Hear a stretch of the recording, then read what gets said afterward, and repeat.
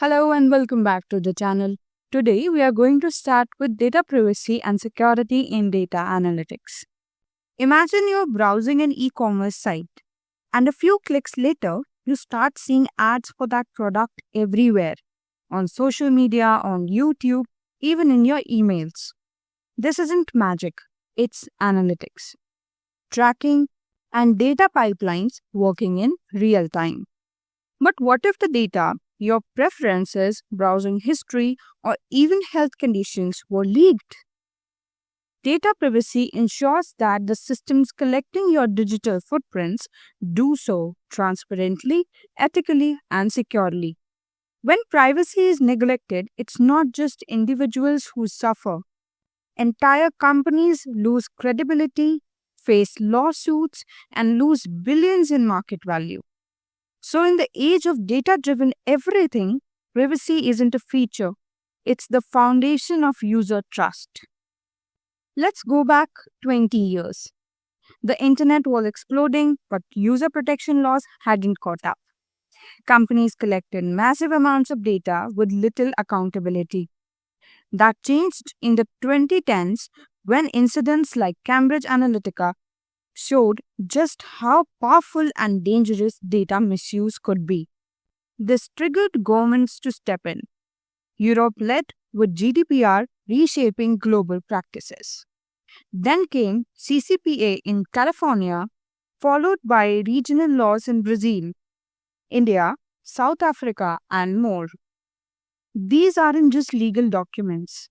They shape how developers build systems, how analysts use data, and how organizations manage risks.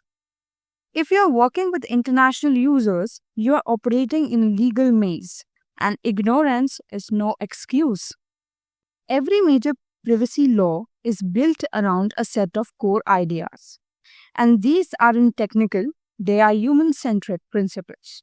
First, lawfulness. You must have a legal reason for collecting data, often through consent. But that consent must be informed, not buried in fine print. Then, purpose limitation. You can't collect data for one reason and use it for another without clear disclosure. Data minimization tells us only collect what's necessary. Why gather a user's location if you're only analyzing product feedback? And user rights. This is huge. People can ask to see their data, correct it, delete it, or opt out entirely. These principles should be part of every data strategy, not just to stay compliant, but to respect your users. Think of a data pipeline like a water system. You have the source, data collection, the treatment plant, that is data processing, the reservoir, the data storage, the distribution system, that is data analytics, and finally the disposal system, that is data deletion. At the collection stage, be explicit about what you are collecting and why. Don't ask for more than you need.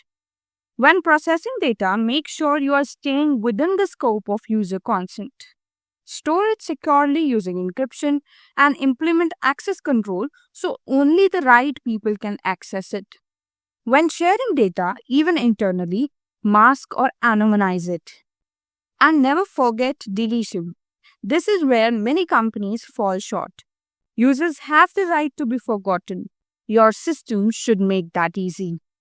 Let's unpack GDPR and CCPA, the two titans of data privacy. GDPR gives users unprecedented control. They can ask for their data, move it to another provider, or delete it entirely. And if there's a breach, you have just 72 hours to report it to regulators or face penalties up to 20 million euros or 4% of annual revenue. CCPA takes a slightly different approach. It focuses more on the sale of personal data. Users can say, "Don't sell my information," and companies must comply. It also mandates transparency. Companies must tell users what's collected and how it's used. If you operate globally, you might need to comply with both. And that means building your pipelines with regulatory agility. These aren't just headlines, they are warnings. Cambridge Analytica harvested personal data from Facebook users to sway elections without their consent. That scandal changed how people view tech forever. Equifax, one of the largest credit agencies, leaked the sensitive data of 147 million Americans. Why? Because they didn't update a server patch. And British Airways?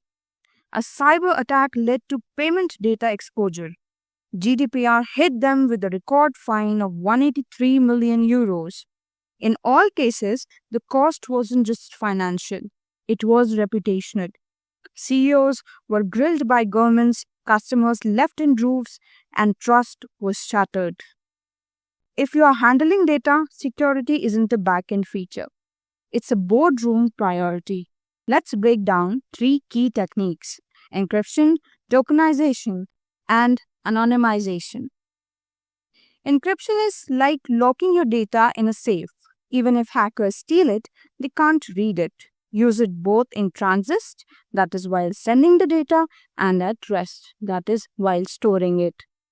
Tokenization replaces real data like credit card numbers with fake stand-ins or tokens.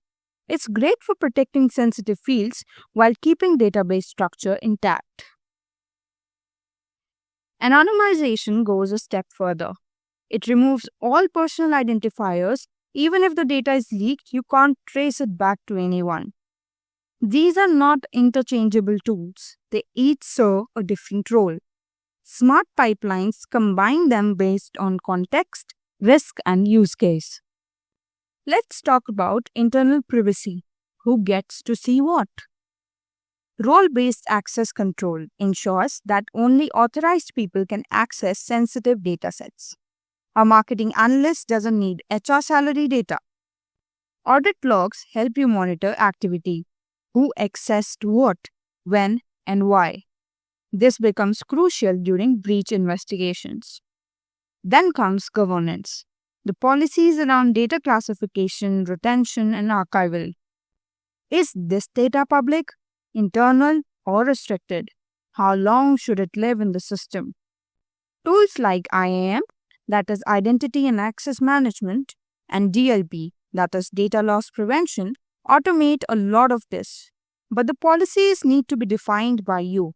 Governance isn't about locking data down. It's about making the right data available to the right people safely. Let's be honest. No system is 100% breach proof. So the question becomes, are you ready for when it happens? A solid incident response plan has 4 parts. Detection. Can you identify anomalies in real time? Containment. Can you isolate affected systems quickly? Communication. Are you ready to notify users and regulators within hours, not weeks? Remediation. How will you patch, clean, and learn from the breach? Users appreciate transparency. What hurts most is being kept in the dark. And don't forget cyber insurance. It won't prevent a breach, but it can cushion the financial blow.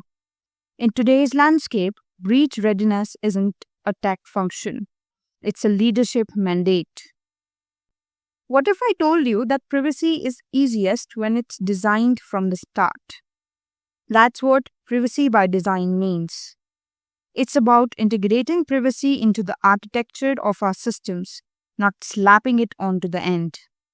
Start with privacy impact assessments. Analyze risk before you collect a single record. Work cross-functionally. Involve security, legal, and ethics team early in the development process. And build a culture where privacy isn't seen as a blocker. It's a badge of quality. Train your teams, reward ethical decisions, and make privacy everyone's responsibility. So that's it for today's video, and I hope you found this helpful. If so, then give it a like, share it with your friends, and subscribe to the channel to help us grow. And I will see you in the next video. Till then, happy learning.